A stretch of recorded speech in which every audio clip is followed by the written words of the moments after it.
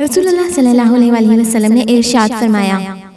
जो शख्स जुम्मे के दिन सूरह कहफ की तिलावत करे तो जिस जगह वो तिलावत करता है वहाँ से लेकर मक्का मुकर्रमा तक तमाम फासला नूर से मुनव्वर हो जाता है। नबी करीम सल्लल्लाहु अलैहि वसल्लम ने इरशाद फरमाया, जो शख्स जुम्मे के दिन सूरह कहफ पढ़ता है तो उसके लिए दूसरे जुम्मे तक नूर जगमगाता रहता है। नबी करीम सल्लल्लाहु अलैहि वसल्लम ने इरशाद फरमाया, जो शख्स सूरह कहफ को ऐसे ही पढ़े जैसे कि वो उतारी गई है, यानी तजवीद के साथ अच्छे अंदाज से, और फिर वो दज्जाल को पाले तो दज्जाल उस पर मुसल्लत नहीं हो सकेगा। नबी करीम सल्लल्लाहु अलैहि वसल्लम ने इरशाद फरमाया, जो शख्स सूरह कहफ की इब्तिदाई 10 आयात याद करे